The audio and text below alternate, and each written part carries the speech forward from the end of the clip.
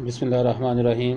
जी, doctor Mohammad Ahmad भट्टी, CEO Pakistan oriental medical institute Lahore, आपकी खिदमत में हाज़िर हूँ। दोस्तों ने सवालात पूछे हैं कुछ कोरोना के हवाले से, जो पैंडेमिक है और इस पर जो शिद्दत अख्तियार हो रही है और शरह अमवात पूरी दुनिया में आपके सामने है। तो आकुपंक्चर के हवाले से और आकुपंक्चर के रोल के ऊपर बात करने के लिए कहा गया है। तो मैं कोशिश करूँगा कि इंशाअल्लाह अज़ीज़ हम कुछ इस तरह से बात करें कि जो हमारी हेल्थ केयर प्रोफेशनल दोस्त हैं जो आकुपंक्चर से ट्रीटमेंट देते हैं, तो उनके लिए थोड़ी बहुत आसानियाँ इसमें पैदा हो जाएं। तो कोरोना के बारे में सोशल मीडिया पर आप सब कुछ बहुत अच्छी तरह से सारी चीज़ें जो हैं मालूमात आप तक पहुंच रही हैं। तो इसमें सबसे बुनियादी बात जो है वो हमें इसके डायग्नोसिस के हवाले से मालूमात लेना है। तो डायग्नोसिस को हम इसमें 4 तरह से हम तकसीम करते हैं।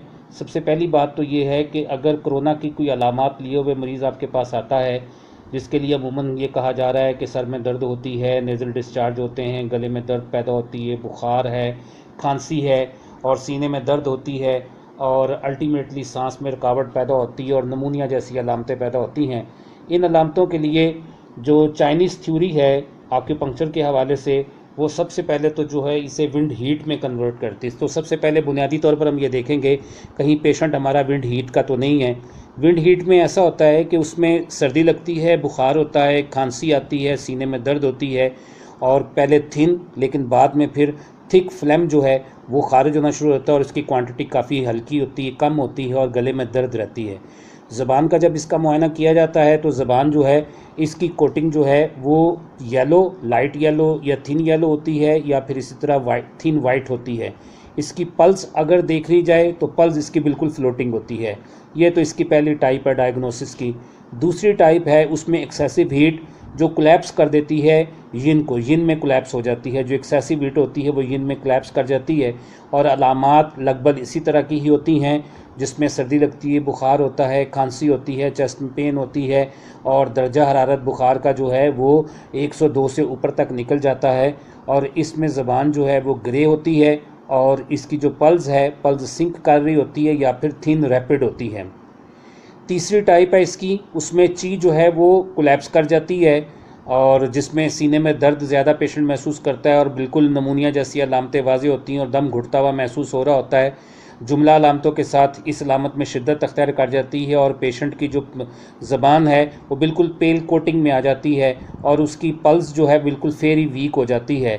और इसी तरह जो चौथी टाइप है जिसमें समर हीट बिल्कुल कोलैप्स कर जाती है और उसमें ग्रेजी, येलो और सॉगी टाइप की पल्स जो है वो आना शुरू हो जाती हैं। इन डायग्नोसिस के हवाले से जब हम इन चीज़ों को देखते हैं तो हमें एक चीज़ समझ में आ रही होती है कि अपने पेशेंट को जब हम ट्रीटमेंट देते हैं तो अगर तो मरीज़ जिन जुमला अलामतों के साथ आ रहा होता है तो हमारे पास प्लान ऑफ ट्रीटमेंट क्या है, जिन स्कीम के तहत हमने पेशेंट के पॉइंट सेलेक्ट करने हैं वो स्कीम कुछ इस तरह से हम बनाते हैं। सबसे पहली बात तो ये है कि क्योंकि पेशेंट उसमें उसकी होम्योस्टैटिक और इम्यून एनहेंसिंग पॉइंट जिसमें डू 14 और LI11 का बहुत ज़्यादा किरदार है। इसी तरह अगर पेशेंट को दर्दें रह रही हैं तो LI4 सेडेटिव में हार्ट 7, डू 20 और एक्स्ट्रा 8 पॉइंट लगाए जा सकते हैं। और जैसे मरीज़ की अलामत हो रही है उसके मुताबिक हम उसको ट्रीटमेंट दे रहे होते हैं। और कभी कभार ऐसा भी होता है जिस तरह पेशेंट की एनर्जी जो है, ची जो है पूरी तरह कोलैप्स अगर कर जाए तो जिंगल पॉइंट की हमें ज़रूरत पड़ती है।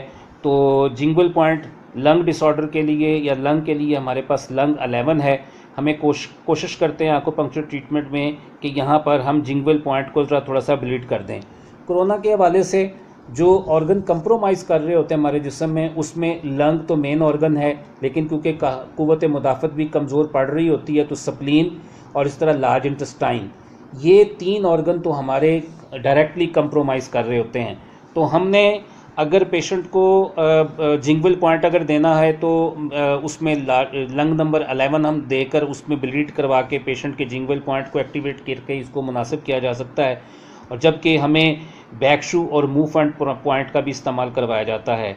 लंग के लिए जो मूव फ्रंट पॉइंट है वो लंग 1 है और इस तरह लीवर 13 है स्प्लीन के लिए।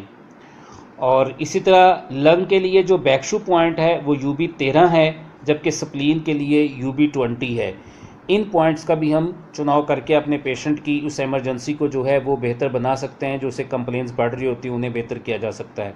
लंग को, क्योंकि इसमें लंग जो है कंप्रोमाइज़ कर रहा है, उसे हमने इन्फ्लुएंशियल पॉइंट भी देना है, तो उसमें रेन 17 लंग का इन्फ्लुएंशियल पॉइंट है। और ये क्योंकि जिस्म के अंदर इन्फेक्शन फैल रही होती है, एपिडेमिक पैंडेमिक है, और ये बिल्कुल वबा जिस्म के अंदर ताफुन जो है वो फैल रहा होता है, तो ब्लड को भी प्यूरीफाई रखने के लिए या ब्लड को डिटॉक्सीफाई करने के लिए आक्यूपंक्चर में जो इन्फ्लुएंशियल पॉइंट ब्लड का है दैट इज़ द UB17।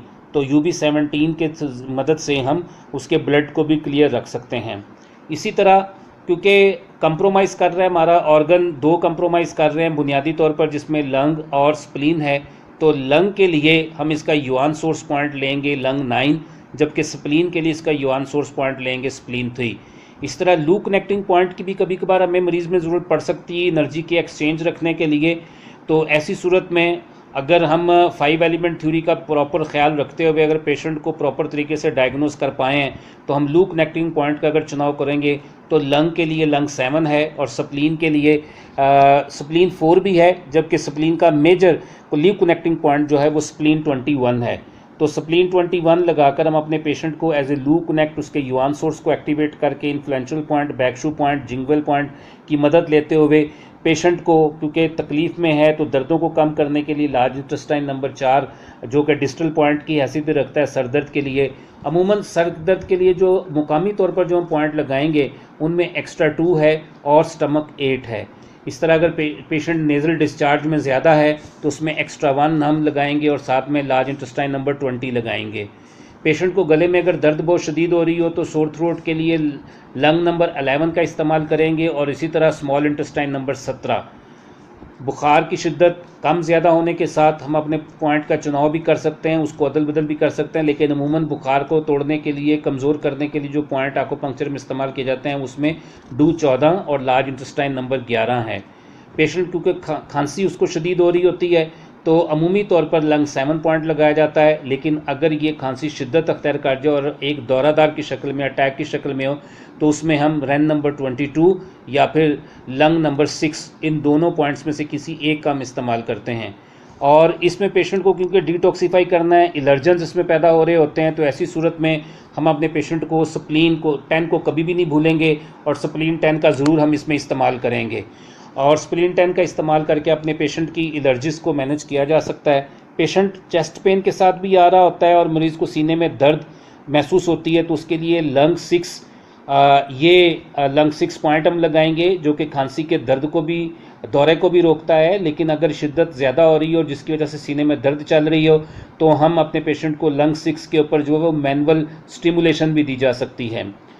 जब हम अपने इस पेशेंट के लंग डिसऑर्डर्स के लिए कोरोना के हवाले से जब हम डिस्टल पॉइंट हम लगा रहे होते हैं लार्ज इंटेस्टाइन नंबर 7 और लार्ज इंटेस्टाइन नंबर 4 और लंग नंबर 7, तो कोशिश हम ये करेंगे कि ये दोनों पॉइंट LI4 और लंग 7 कभी भी स्पिलेटरल नहीं होंगे, हमारे एक ही बाजू पर नहीं होंगे, इसको हम कॉन्ट्रालेटरल हम लगाएंगे और कॉन्ट्रालेटरल लगाकर अपने पेशेंट को जो है हम उससे बेनिफिट हासिल करेंगे। और इसी तरह मॉक्सीबुस्टन से भी फ़ायदा हासिल किया जा सकता है। और मॉक्सीबुस्टन करने के लिए हम जिन पॉइंट का ज़्यादातर अपने क्लिनिक पर आजकल चुनाव कर रहे हैं उनमें स्प्लीन 10 है, डू 14 है, रेन 6 है, स्टमक 36 है और स्प्लीन 6 है। इन तमाम पॉइंट्स को, क्योंकि ये मुझसे सारा कुछ पूछा गया, तो मैंने जो भी हम आजकल प्रोटोकॉल इसके लिए बना रहे हैं कोरोना के हवाले से आक्यूपंक्चर ट्रीटमेंट के ऊपर, ये सारा मैंने आपके सामने जिक्र कर दिया। हमारी जितनी SOPs हैं इनमें अगर किसी किस्म की मज़ीद अगर आपको मालूमात दरकार हो तो आप मुझे इनबॉक्स भी कर सकते हैं, मैसेज कर सकते हैं, कॉल कर सकते हैं। तो मैं डॉक्टर मोहम्मद अहमद भट्टी, CEO Pakistan oriental medical institute Lahore, मेरा मोबाइल नंबर 0333-430-4850, 0333-430-4850। और वारिद में नंबर है 0322451057, 0322451057। उम्मीद करता हूँ कि इससे इंशाअल्लाह ताला हमारी आक्यूपंक्चर कम्युनिटी को, हमारे हेल्थ प्रोफेशनल्स को जो है वो फ़वायद हासिल होंगे।